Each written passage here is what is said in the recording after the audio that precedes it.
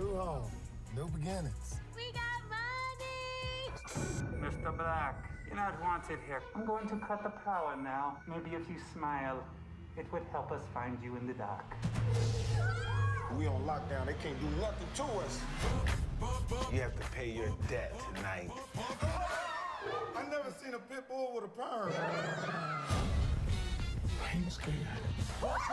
Whoever let you walk out the house with that jacket is not your friend.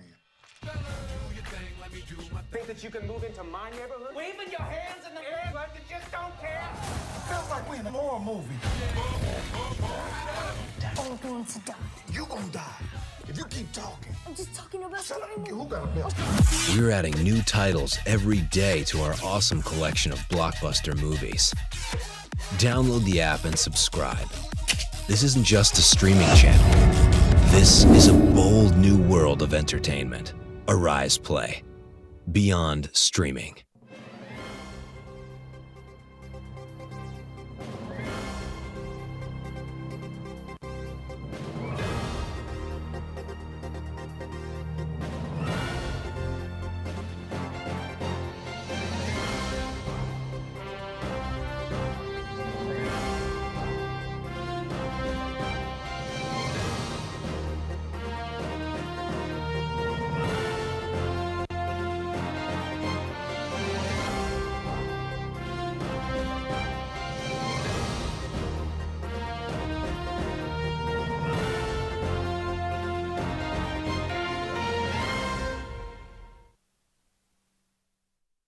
Very welcome to this special edition of this week's 60 minutes of analytical review of the big stories, topical issues, and all the controversies around the world. I'm Sumner Sambo, and we're wishing you a happy Independence Day right here in Nigeria. And now to the headlines. Nigeria celebrates 61 years of independence amidst political, economic, and security challenges as President Buhari promises better days ahead. We have a review and the analysis. Twitter may be back soon as President Muhammadu Buhari announces that the ban has been lifted, but subject to the microblogging company meeting conditions set by the federal government. And the People's Democratic Party in a race against time as party zones national chairmanship seat to the north, dashing the hope of Southerners jostling for the post, thereby opening the debate on rotational presidency.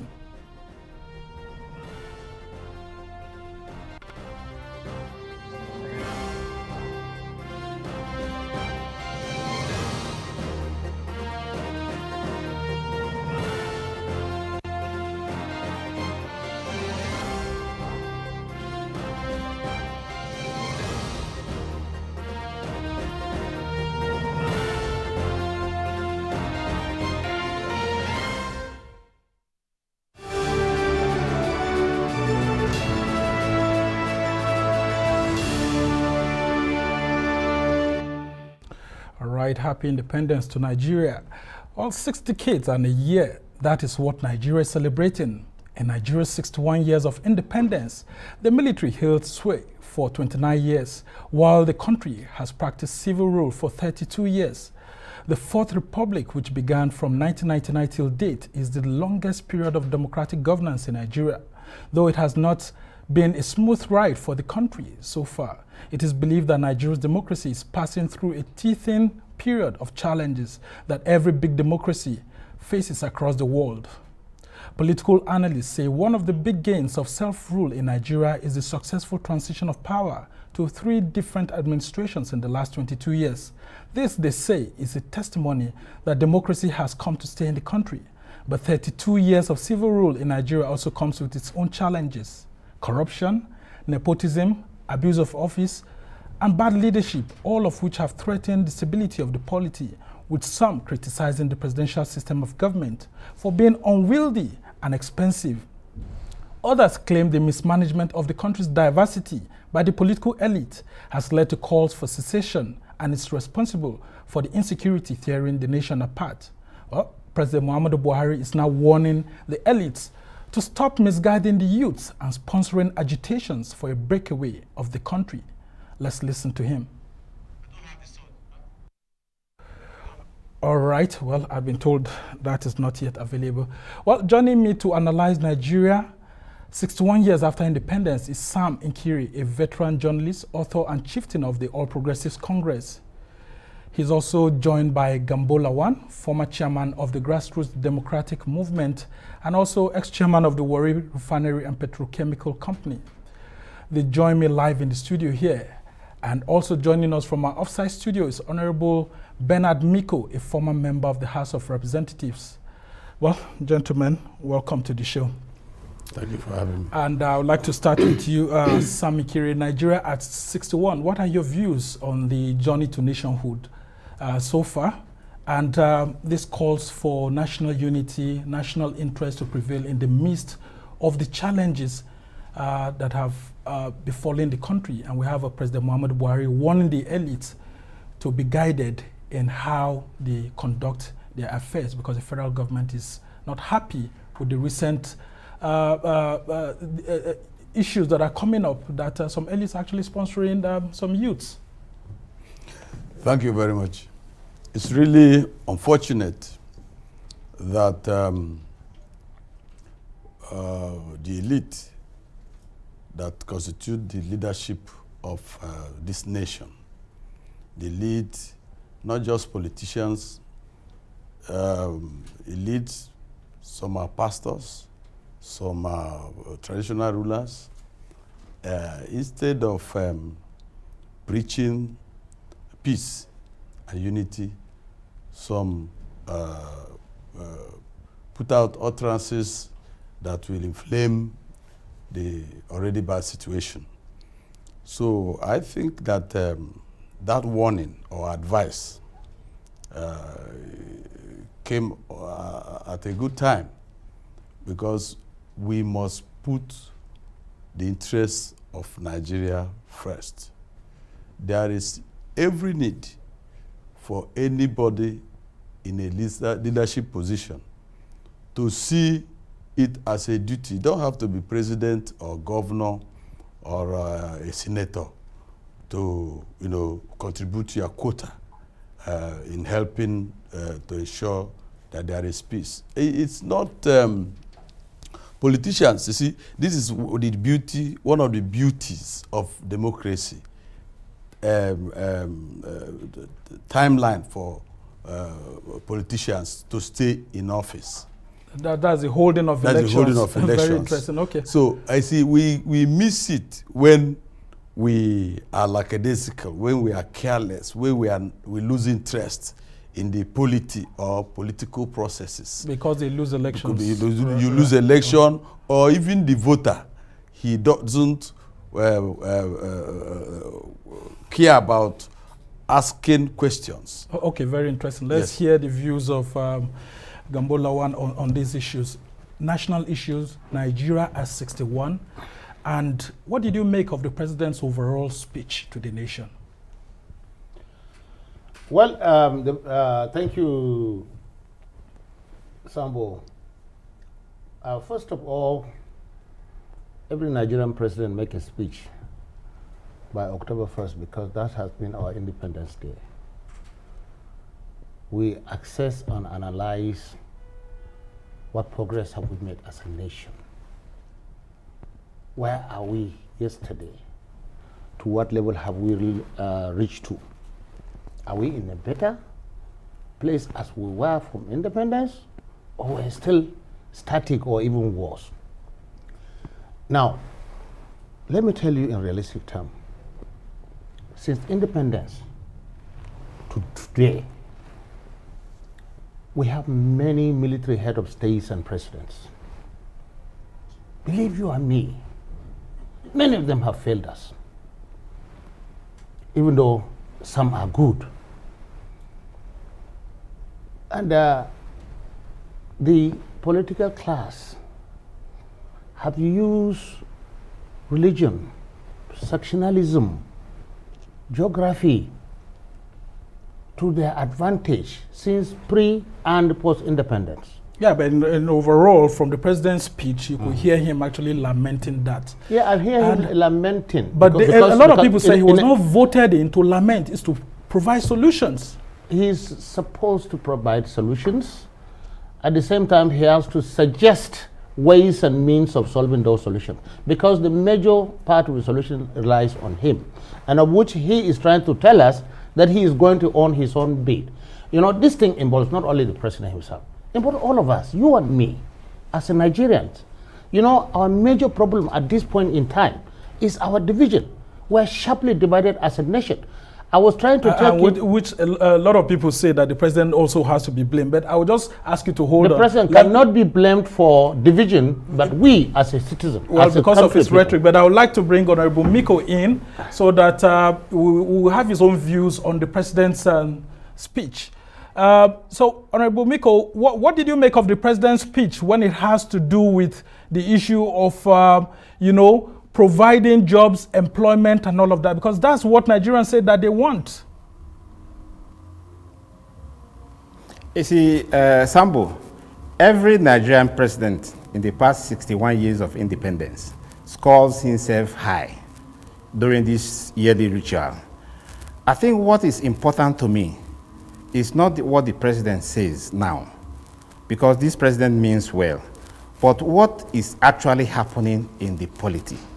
You see, Nigerians are frustrated. Looking 61 years back, the countries like India, Indonesia, Ghana, Nigeria is not doing well, comparatively. So what Nigerian wants is action rather than rhetoric.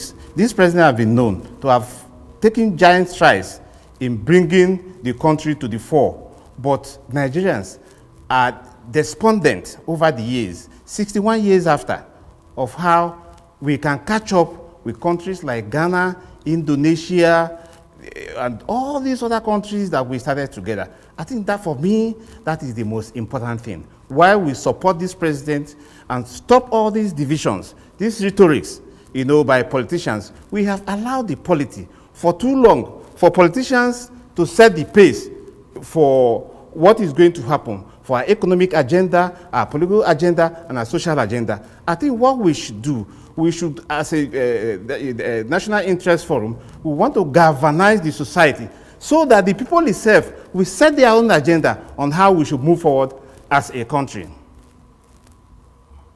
When you talk about the national interest and then you're talking about a group which represent the National Interest Forum, a lot of Nigerians said that the national interest is usually determined by the government in power, most times for regime security, not for national security. What do you make of that this government is trying to protect itself rather than protect the country, and that's why we've had issues of insecurity?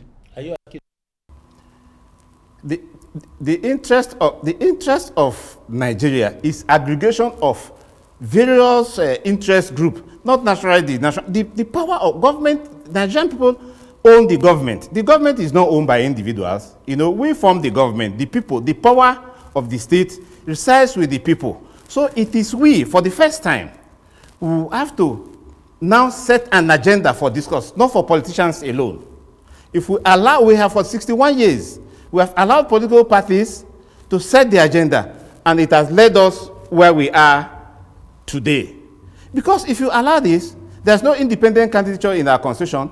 If you allow this, the two political parties can choose people they like in any way. And once they win, then the business elites will now key into it. So we want Nigerians to take up for the first time how their country should be governed. They set the agenda for national discourse of how and where we should go, not to allow politicians to set the discourse. I think that is the main aim of the national interest. Your interest, my interest, interest of every Nigerian should be represented, not set by a particular political class. All right, very interesting indeed. We'll just have to go on a short break. When we come back, I will continue with my guests here in the studio. Stay with us on the Rise News.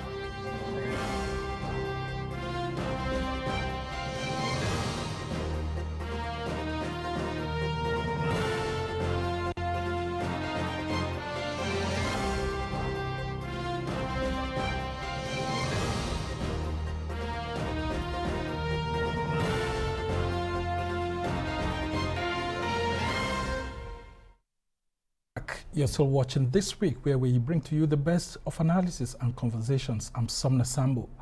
And now we'll go on to President Muhammadu Buhari's speech during that October 1st Independence Day anniversary. We shall continue to work on dialogue-based solutions to address legitimate grievances, but we remain ready to take decisive actions against secessionist agitators and their sponsors who threaten our national security. The recent arrests of Nnamdi Kanu and Sunday Adeyemo and the ongoing investigations being conducted have revealed certain high-profile financiers behind these individuals. We are vigorously pursuing these financiers, including one identified as a serving member of the National Assembly. Well, challenges are part of nationhood, the growth in the nationhood. There is no country that does not have challenges. Even democracies that have existed in the last 300 years are still confronted with challenges. Right, President Muhammadu Buhari there and the Secretary to the Government of the Federation. Apparently, the President is angry that the national interest is being jeopardized by certain groups of individuals. And he mentioned that there's a serving member of the National Assembly. But why, in promoting national interest, didn't President Buhari name the member of the National Assembly? Because a lot of people keep saying that this government keeps claiming that they are sponsors of terrorism, they are sponsors of this and that, yet they don't mention names. Gambo, let's... Thank you very much, Sabo. I mean, first of all, quickly, I forgot to do in the first place, congratulate Nigerians on our 61 independence, well, and I wish that us a better future and better life. Yeah. Yes, it would have been very fantastic for President to mention it. But in any case, it seems like we're definitely going to know, because that person, whoever that is arrested as a member of the National Assembly, has to be taken to the courts or somewhere for us to identify who exactly he is. That is per se. What brought about all this in the first place? Because of our sharp division as a nation. We are deeply rooted in division. Look at it, right from independence, forget about pro-independence, right from independence today, parties and governments were made sectionally. Northern region, southern region, whatever. That was how the British left us. And then now, we continuously, after creating 36 states, so many presidents and head of states have come and gone. Some have done wrong, some have done right. But whichever way it is the fault of our division that caused us to start having wrong people. All those presidents, head of state, they came from all the zones of the 6 zones of Nigeria. And yet, we still don't have the wrong has gone from. So what is the problem? I'm going quickly. When you start to agitate that the governors' meeting of the North and South, that zoning has to come this way, that's completely... the fact remains is that if you begin to say my countryman, my village man, my this one, my religion, who cares about your religion? Who cares about your ethnicity? Who cares about geographical location? All what we care is we're Nigerians. We are one Nigerian. And we should unite and look at a credible leader that has merited, who has the capacity, who can deliver, to look at, not to be think of that, this north, this now. Oh, as long as we continue to do that, we have division and it will not help Nigeria in any sense. Let's have your view on that, yes. Especially on those promoters of secession. We have agitations in the southwest, we have agitations in the east of the country for, a separate country and all of that. What do you think is at the heart of this, and what exactly should be Nigeria's national interest in trying to calm all these frayed nerves? Good. On the path of the leaders, not just President Buhari, who's lasted just 6 years. We are 61 as an independent country. And I was looking at an array of photographs of our past leaders, from Tafawa Balewa to Aguiyi to Gowon and to Buhari. When you look at all of them, if you want to be truthful, if you want to be frank, you will as you look at those pictures, you will know that these are the people that got us to where we are.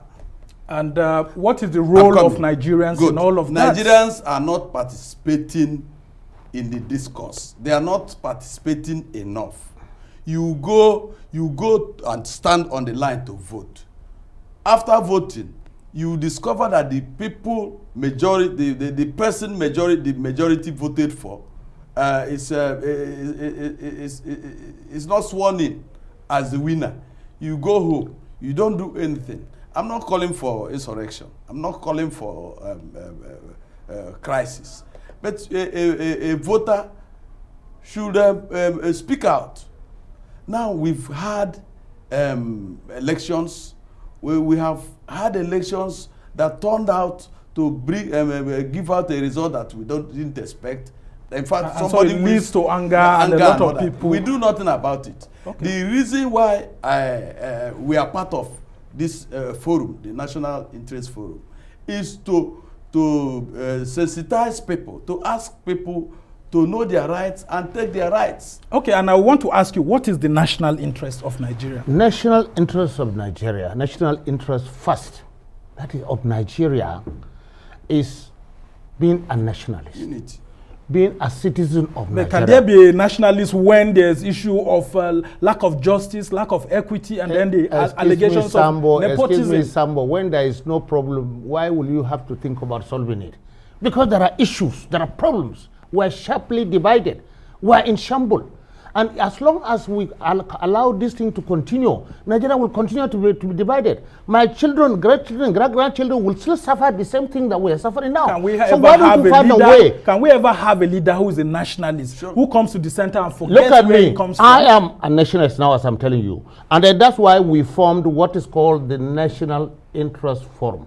National Interest Forum is to bring about, to explain to a citizen of Nigeria about their rights, about who to choose, and about educate them in the process of their life, because the masses, the general public, have been left behind. Okay. So therefore, what national interest is going to do is to go around, explain to Nigerians, and then tell them their rights, and then they have to take their destiny into their hand. No, I want to finish quickly. I want to very quickly before I get to Miko, because we're about running off. You know, and then because the worst enemy we have is if we get out of these even things that we can sell.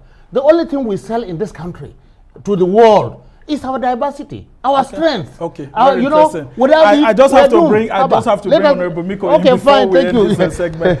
So Honorable Miko, you have been listening to this. A lot of Nigerians are already saying that the Northern Governors Forum and the Southern Governors Forum is already a platform for division, that these two platforms should be dissolved and allow only the Nigerian Governors Forum to be in existence. What's your view about that, especially as these two groups begin to canvass for the 2023 presidency that is yet to be here?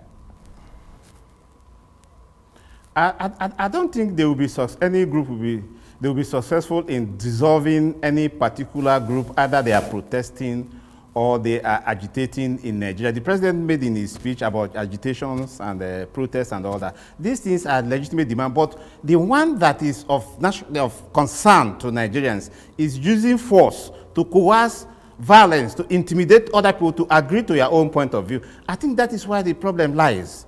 And if you look back, look at what the president also said. He spoke about dialogue. And we are here to tell Nigerians that the dialogue for which has been going on over the years has been left for the politicians to set the agenda.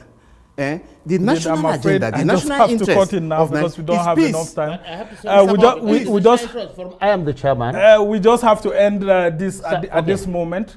We must thank you, Sam Kiri, for joining us on the show, and then Gambola One, who has been with us, and Honorable Bernard Miko. They are all of the National Interest Forum, which is pursuing Nigeria's interests first. And we just wish you well as the nation celebrates its 61st anniversary. Well, it's time for another break, and when we come back, we'll continue the conversation. Stay with us. We can breathe like this.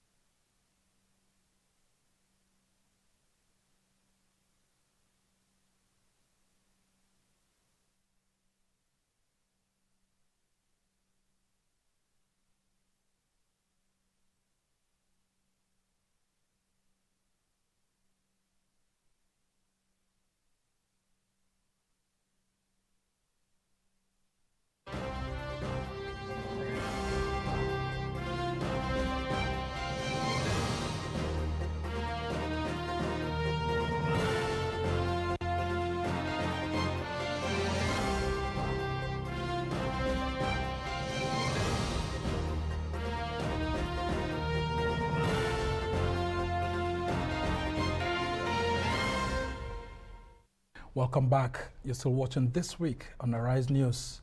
Now, on June 5 this year, the Nigerian government officially put an indefinite ban on Twitter, restricting it from operating in Nigeria after the social media platform deleted tweets made by President Muhammadu Buhari warning the southeastern people of Nigeria of a potential repeat of the 1967 civil war due to the activities of separatist agitators and rhetoric going on that platform. Now, the Nigerian government claimed that the deletion of the president's tweets and allowing tweets from non-state actors to stay sends a wrong signal by Twitter, indirectly giving the non-state actors a voice capable of destabilizing the country. In his October 1st broadcast to the nation, the president announced that the ban on Twitter has been lifted pending the microblogging company meeting conditions set by the federal government. This, of course, is a cherry news to millions of Nigerians who have not been able to access Twitter since June 5. What are the conditions set by government for the microblogging site? Will Twitter be able to reach an agreement with the federal government? How effective is the ban so far? Well, let's listen to him. Some users have misused the platform to organize, coordinate, and execute criminal activities, propagate fake news, and promote ethnic and religious sentiments. To address these negative trends, the federal government of Nigeria suspended the operation of Twitter in Nigeria on June 5, 2021 to allow the government to put measures in place to address these challenges. Following the suspension of Twitter operations, Twitter Incorporated reached out to the federal government of Nigeria to resolve the impasse. Subsequently, I constituted a presidential committee to engage Twitter to explore the possibility of resolving the issue. All right, joining me on this segment to look at President Buhari's speech on lifting of Twitter ban and other national issues, Adewale Ajadi, who is an economist and development expert based in London, but on a visit to Nigeria. And we have Osita Okechukwu, who's the Director General of the Voice of Nigeria and the chieftain of Nigeria's ruling All Progressives Congress. Let's start with you, Wale. What's been the view since President Buhari's speech? I mean, a lot of young people are excited. I saw lots of people trying to check their phones immediately, thinking, Twitter was back and so. What's been your experience and what are you hearing? Well, it's always mixed. We are very forthright in our views, and we have a culture of criticizing government and governance rather than looking at what we all do together. My own sense of the Twitter thing, rather than any other person's perspective, is that the decision is critical in the space we are in the world. The social media platforms are private companies with commercial interests. The interest of this country is the responsibility of the president of this country, who is elected. These are non-elected parties. Then Twitter is not a person under Nigeria's law. So there are no checks and balances on Twitter. So I think the effort, the approach to try and get that checks and balance is the right thing. I'm not sure that banning is actually what should have been done, but I don't know the information the federal government has. But I'm quite sure that negotiation is something that's going to be critical with all social media platforms at some stage, not just in Nigeria, but across the world. Okay, so we're leading the world in that. So, Osita, do you think that we've had a beneficial relationship between both the federal government and Twitter on this matter, which may actually benefit lots of young Nigerians who actually use that platform when eventually Twitter begins operation? Let me start by saying that what a lot of Nigerians and friends of Nigeria do forget is that this is a president that fought the Civil War, had gone through the thick and thin, and now he's in charge of a country. And he was honest to say that in the past 18 months, there is heightened challenges comparable to the Civil War. For him, when he mentioned Twitter, as Wale said, I was excited. One, it shows that Mr. President appreciates the import of the social media and what he had to offer to especially the youth in terms of startup. And he's aware that when the Americans wrote him about Twitter, he said, yes, You see, a government of a country took interest in what Twitter is doing in Nigeria. So what we should also understand is that Mr. President means well to the country. All his public service had been patriotic for the common good. Oh, okay, very interesting. The most important aspect here is the kind of rhetoric that goes on Twitter. A lot of people are enjoying the dividends of democracy as we celebrate our Independence Day, which is, the freedom to speak, express yourself, and all of that. Twitter is just one of several social media platforms. Even your organization, the Voice of Nigeria, and so many government organizations use it. I'm curious to find out, how have you been affected as an organization using this platform and other social media platforms? Did this decision by the federal government change the perspective or the kind of policy? Can I remind that, organizations that like back us? 2 years or thereabout ago, when the hype of the social media bill was there, some of us talked to Mr. President and we told him the freedom infrastructure is the edifice of democracy. Back in Germany, 70 to 80 years, no regime did better fiscal infrastructure than Hitler. In Italy, none did better infrastructure than Mussolini. And in Nigeria, President Buhari, President Jonathan, Yaradua of blessed memory, Obasanjo, they didn't do as much well. Well, that's subject to debate. Because even President Buhari said that in his statement. The PDP has replied him. Let me land. The past 21 years did not beat Abacha's fiscal infrastructure. But Abacha attacked freedom infrastructure. That's why he's unpopular. Though you might say that Mr. President drove the fiscal infrastructure in Abacha regime by the Petroleum Trust Fund. But Mr. President is aware of that. That's why when the debate for the social media bill was going, Mr. President didn't throw his weight. Because he knows what freedom infrastructure is about. So please, all we need to do is for some of us who claim to be close to Mr. President, we tell him leave Twitter to return to Nigeria. The freedom infrastructure cannot be closed in a democracy. I really like that statement, freedom infrastructure. Well, a lot of people, Wale, have said that these governments use this same freedom infrastructure, the social media and all of that, to get into power. And then at the end, it looks like you want to muzzle it. But it's almost difficult because we can't be practicing democracy and then we say we're an independent country and then you don't allow freedom of speech. But there's also freedom of conscience also. When people put out free speech, they have to ensure that there are facts to go with it. Journalists have also been cautioned by Mr. President that we should always do our fact check very well. In all of this, I want you to speak as we head to 2023, how there can be a balance between politicians and all of that using the social media or other mainstream media to drive an agenda only for them to get to power, and then they want to muzzle the same platforms. Making this a freedom of speech thing is wrong. Because if it was about freedom of speech, then not only Twitter would be banned, but Facebook would be banned, Instagram will be banned, many other companies will be banned. It's only one company. It's a private company. The second thing we have to be clear about is that with freedom of speech comes responsibility. What we have been seeing, and I'm not a Securitat, I love freedom of speech, I'm on all social media platforms.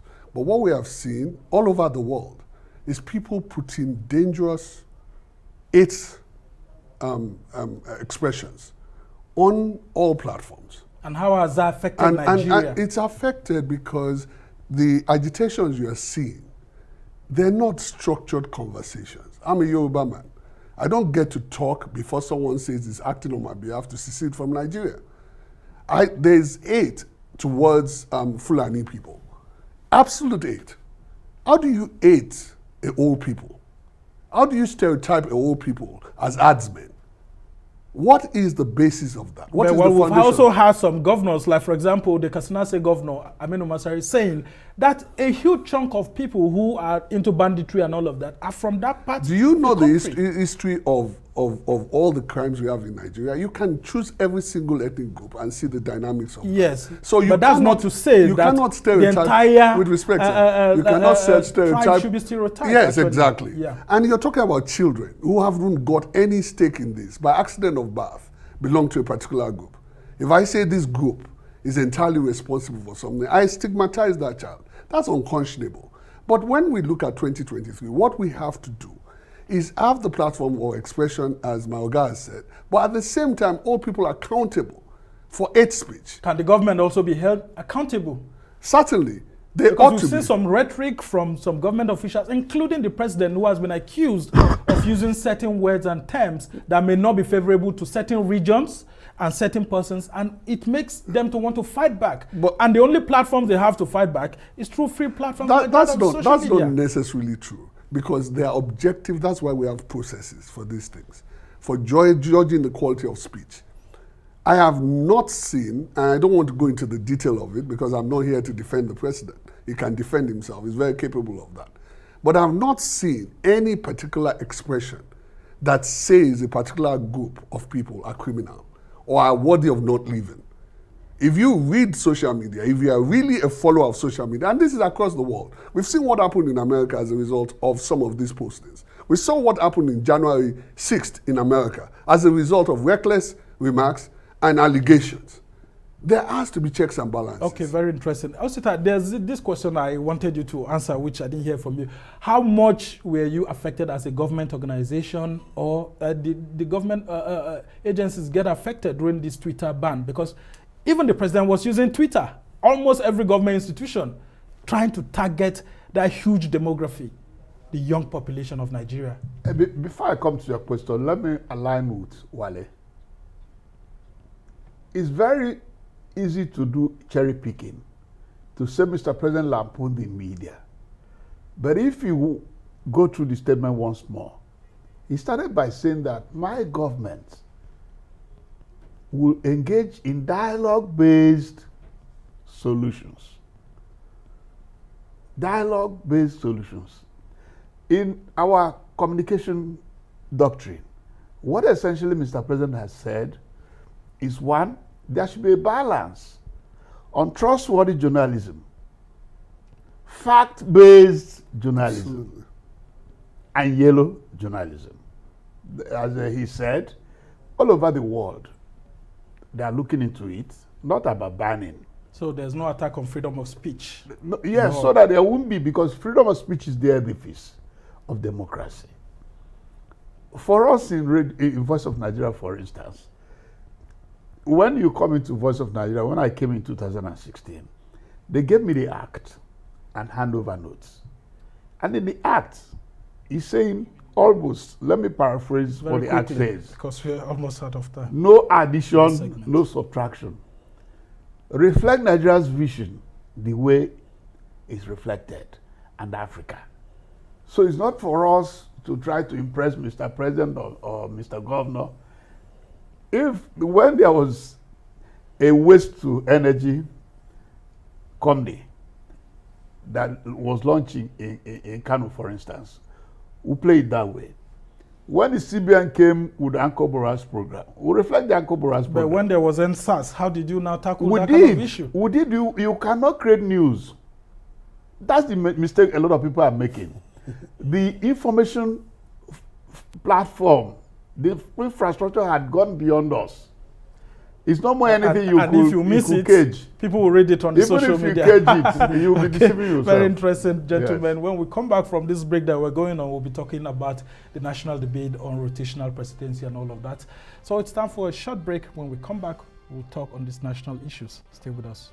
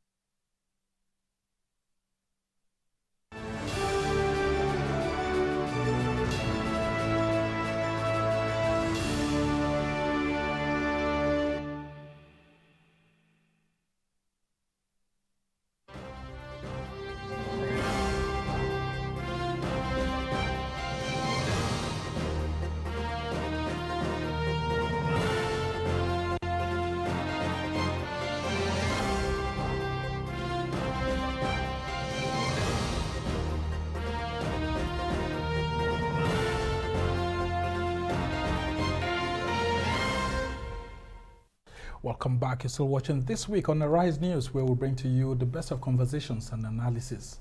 We begin to coast home on the show with the controversial issue of zoning of political offices at party and national level and how it affects Nigeria's stability as the opposition People's Democratic Party has zoned its chairmanship to the north ahead of its October 30th convention, a development that has thrown open more national discussions on Nigeria's rotational presidency in the two biggest parties, the APC and the PDP. The chairman of the PDP zoning committee and governor of Enugu State, Ifeanyi Ugwuanyi, announced that apart from zoning the position of national chairman to the north, other positions within the national working committee of the party will be swapped between the north and the south. The committee had earlier said its mandate does not include zoning of offices of the president and vice president or other legislative positions. But with the traditions in the party, it means the PDP presidential candidate will likely come from the southern part of Nigeria. Pressure is now on the ruling All Progressives Congress to toe a similar line of national chairman to the north and presidential candidate coming from the south. What are the political permutations in all of this? If the presidential tickets of the two major parties go to southern candidates, will it guarantee Nigeria's political stability and reduce calls for secession? Well, I still have with me here in the studio Osita Okechukwu, a chieftain of the All Progressives Congress, and Adewale Ajadi, who is a development economist. So I come to you, Osita. Happy Independence once again, as we have been discussing the nation's issues. As we celebrate our 61st independence anniversary, these issues of rotational presidency have come up again. The PDP was trying to run away from it in one way or the other, but the party's constitution is there. They've done their own zoning now of the national chairmanship. Now the pressure is on the APC to also toe similar lines so that we have candidates, two candidates from the two biggest parties coming from the south so that there'll be less violence and the country can birth very well in 2023. Your views? Let me start by saying that the issue of rotation, north-south, is rule-based. It's a settled matter.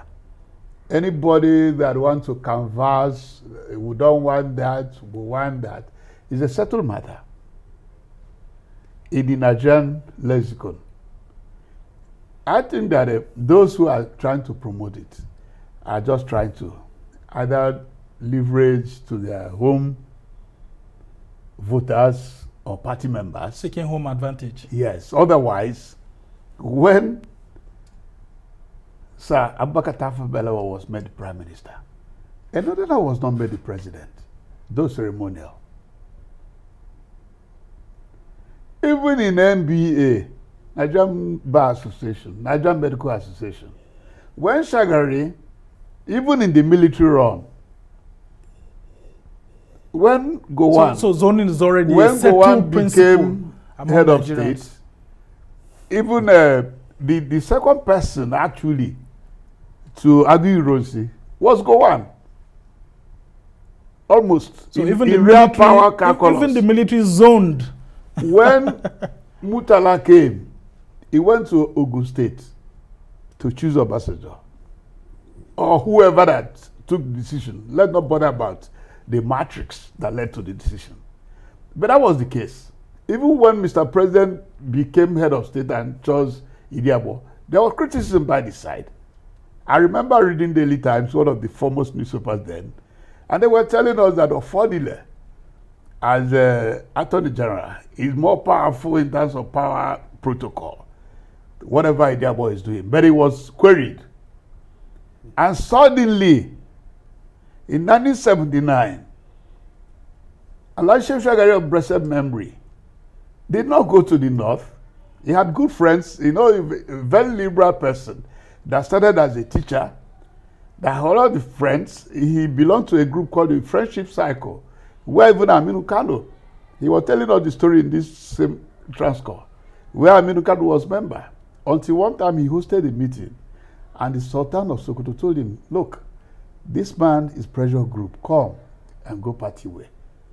So, along the line, so if you start telling us, you don't want zoning, he had to settle you for want to, this is a settled issue, it's a ground norm, it's a rule-based matter. Okay. What you might say, because you have clout of power, oh, let it come from my village in Eke, in Enugu State. That's the little you could do. Okay, very But you impressive. can't choose the vice from the same region. Yes, let's have your view, Wale.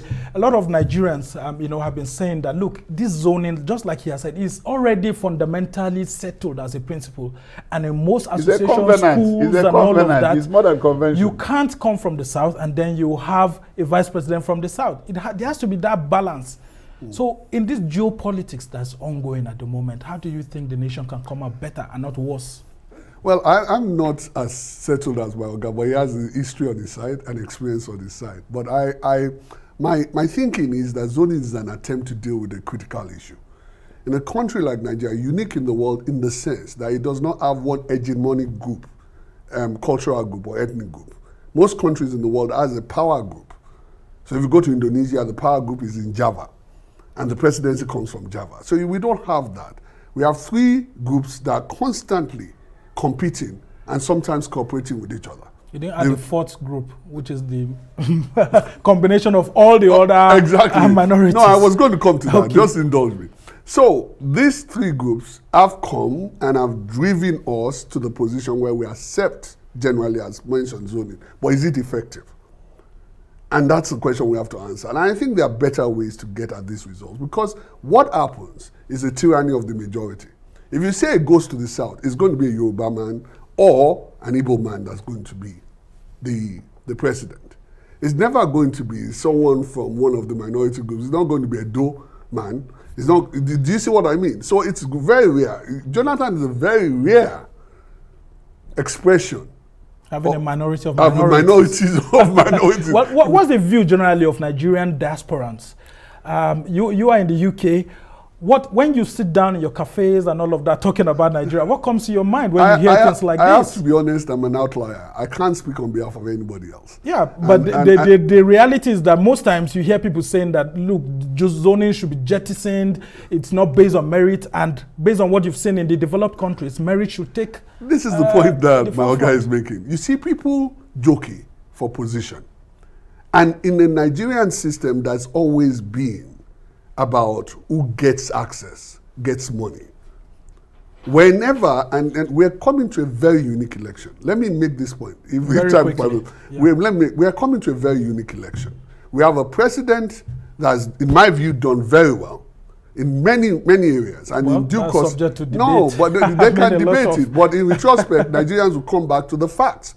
This is not opinion. This is facts. We'll come back to those facts. That's done well. But if he does well, he has coattails.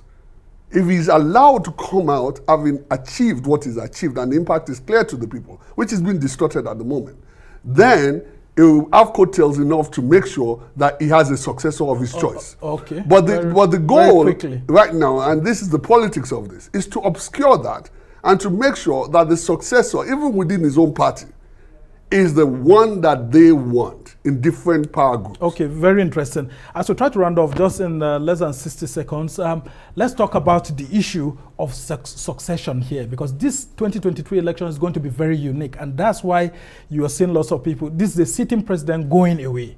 So it's the succession politics that we are seeing. How can the two biggest parties and other political parties maintain the rhetoric so that we have a country at the end of it and not the country going with 2023?